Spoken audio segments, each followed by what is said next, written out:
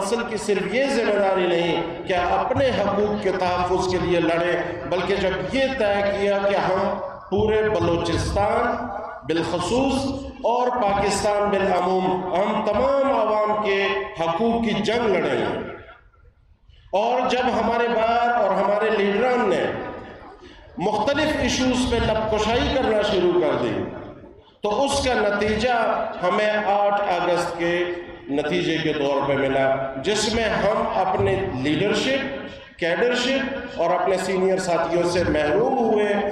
بتاتا چلوں کہ ہم تقریباً 60 سال میں کوئٹہ میں تقریباً 300 پریکٹسنگ لائرز تھے۔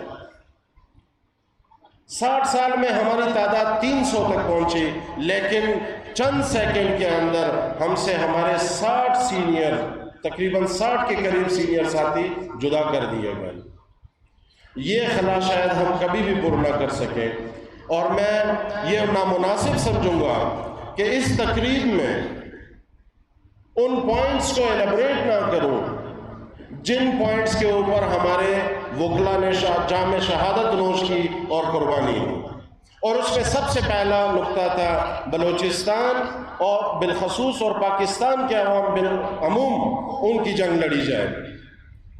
اور اس وقت پاکستان کا سب سے بڑا مسئلہ جو بنا ہوا ہے وہ ہے عدالتی، سیاسی، معاشی بحران۔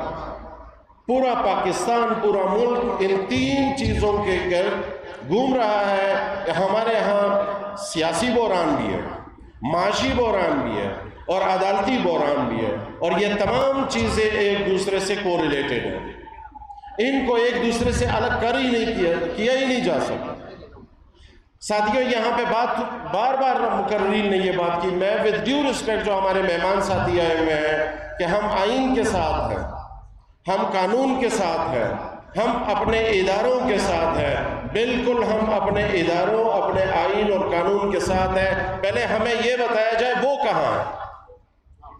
کیا اس ملک میں کوئی مجھے یہ بتا سکتا ہے جب سے پاکستان کا کانسٹیٹیوشن بنا ہے؟ ایک واقعہ بتاتا چلوں، اب میری حیثیت وہ نہیں ہے جو یہاں کے پولیٹیکل لیڈرشپ کی ہے، لیکن ایک چیز آپ کو بتاتا چلوں، سینٹ کے اندر اور اسمبلیوں کے اندر آپ کے عوامی نمائندگان کو کبھی بات کرنے سے نہیں روکا گیا، لیکن میرے ساتھ 50 سالہ تقریبات میں یہ ظلم کیا گیا، مجھے مدعو کیا گیا سینٹ کے اندر۔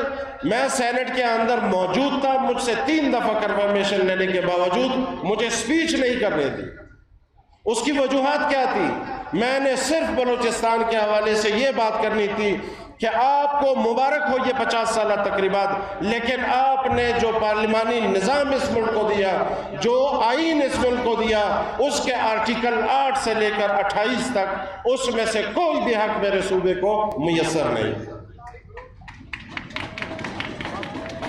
نہ آپ کی پارلیمنٹ میرے حقوق کا تحفظ کر سکی ہے، نہ آپ کی عدلیہ میرے حقوق کا تحفظ کر سکی ہے۔ میں آپ کو پھر بھی مبارکباد دے رہا ہوں، اپنے سینے کو کشادہ کر کے، بغیر ماتھے پہ کوئی شکم لائے میں مبارکباد دیتا ہوں، لیکن آپ کے یہ ادارے میرے لیے ٹوپی ڈرامے سے کم نہیں ہے۔ ود ڈیو رسپیکٹ میں نہیں کہنا چاہتا تھا، لیکن چونکہ میرے ماؤں، بیٹوں، بیٹیوں اور والدین کی عزتیں اس ملک میں محفوظ نہیں ہے، آپ نے اس کے لیے کیا کیا؟ میں نے آواز اٹھائی، میں درگور ہوا، آواز اٹھائی، میرے 50 ساتھی درگور ہو گئے۔ درگور ہونے کے بعد آپ نے ہمارے ساتھ کیا کیا؟ میں پولیٹیکل پارٹیز سے بھی پوچھتا ہوں، میں اپنی عدلیہ سے بھی پوچھتا ہوں۔ عدلیہ کا تو یہ حال ہوا ہے، ود ڈیو رسپیکٹ زبیری صاحب، آپ اسے ڈیفینڈ کریں یا نہ کریں، عدلیہ کا یہ حال ہوا ہے کہ جس کے لیے ہڑتالیں کی جاتی تھی سسٹم کو صحیح کرنے کے لیے، جو بندہ سسٹم اس ہڑتالوں کے نتیجے میں نوازا گیا، وہی آج ہمارے وکیلوں کے خلاف عدالت میں بیٹھ کے اپنے پٹیشنوں، اپنے فیصلوں میں ہمارے خلاف ریمارکس دیتے ہیں۔ کیا یہ سرکولیٹ نہیں ہوا؟ میرے پاس تو پہنچا ہے، اگر کسی کے پاس نہیں ہے۔ عدالت میں بیٹھ کے وہی جج صاحب، میں نام لینا مناسب نہیں سمجھتا، وہی جج صاحب بیٹھ کے وکیلوں کے خلاف ریمارکس دیتے ہیں۔ یہ صلہ دے رہے ہیں آپ پہ ہم نے احسان کیا ہے، ہم پہ کسی نے احسان نہیں کیا۔ ہمارے وکیلوں نے جام شہادت نوش کی، کسی پہ احسان نہیں ہے۔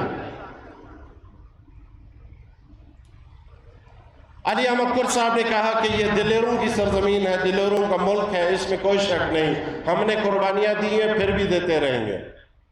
لیکن ہمارے ادارے آج یہاں پہ بیٹھے ہوئے، بلکہ منصبوں پہ بیٹھے ہوئے تمام افراد، کیونکہ ہمارے اندر سے، میں ود ڈیو ریسپیکٹ، اسلام ہمارے اندر ہے نہیں۔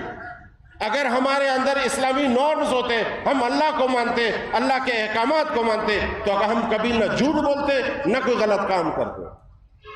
یہ جتنے بھی اداروں میں ہمارے لوگ بیٹھے، اپنے بچوں کے سر پہ قسم ہاتھ رکھ کے قسم اٹھائے کہ کوئی بھی صحیح کام کر رہا ہے۔ کتنے فیصد صحیح کام کر رہے ہیں؟ عدلیہ سے لے کر اسٹیبلشمنٹ تک۔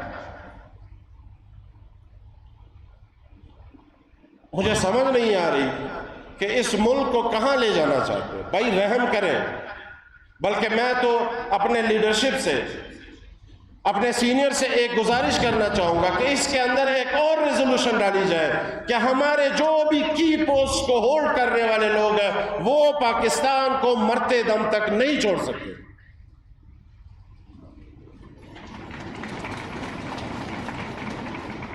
آپ کے کس انسٹیٹیوشن کے ہیڈ پاکستان میں رہ رہے ہیں، پھر ہم اس کی دفاع بھی کریں، پھر ہم اس کی جے جے کار بھی کریں۔ بات لمبی نہیں کرنا چاہتا، دل کا بڑاس ہے جو میں نکالنا چاہتا تھا، اور یہی بڑاس میں سینٹ کے اندر نکالنا چاہتا تھا 50 سالہ تقریبات کے اندر، جہاں پہ مجھے بولنے نہیں دیا گیا۔ لیکن آج ہمارا اپنا پلیٹ فارم ہے، آپ سینئر بیٹھے ہوئے ہیں، آپ ہمارے رہنما بیٹھے ہوئے ہیں، اور میں آپ سے گزارش کرتا ہوں کہ خدا را اتفاق اور اتحاد پیدا کرے، اور اگر اس ملک کو چلانا ہے، پہلے تو یہ اس ملک کے اندر ادارے یہ طے کرے کہ اس ملک کو چلانا ہے یا ختم کرنا ہے۔ اگر نہیں چلانا تو بیٹھ جاتے ہیں، بھائی آپ خدا حافظ، آپ یہاں، میں وہاں، وہ وہاں۔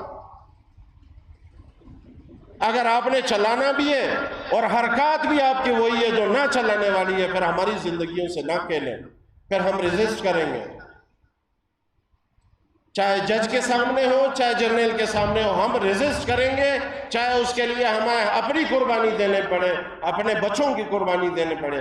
ہم اپنے بچوں کے مستقبل سے آپ کو کھیلنے نہیں دیں گے۔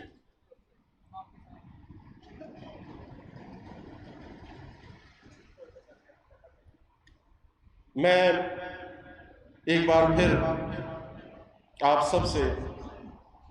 سب کو بہت بہت مشکور ہوں جو پنڈال میں ہمارے ساتھی بیٹھے ہوئے ہیں، اور بالخصوص جو ہمارے ساتھی سینئرز اور مہمانان دیگر صوبوں سے، مرکز سے، اسلام آباد، پشاور، کراچی، لاہور اور مختلف شہروں سے تشریف لائے ہیں۔ میں سب کا شکریہ ادا کرتا ہوں، تہہ دل سے مشکور ہوں، اور آپ ہی کے اس پروگرام کے توسط سے یہ امید رکھتا ہوں کہ چند گزارشات جو اپنے سینئرز کے سامنے، اپنے جو ہماری پاکستان سطح پہ بڑی باڑیاں ہیں، جس میں سپریم کورٹ بار ایسوسی ایشن، پاکستان بار کونسل، ان کے کوشش گزار کچھ چیزیں کی ہے کہ اس کے اوپر پازیٹیولی کام کریں گے اور ہمیں مایوس نہیں کریں گے۔ آپ سب کو بہت بہت شکریہ، والسلام۔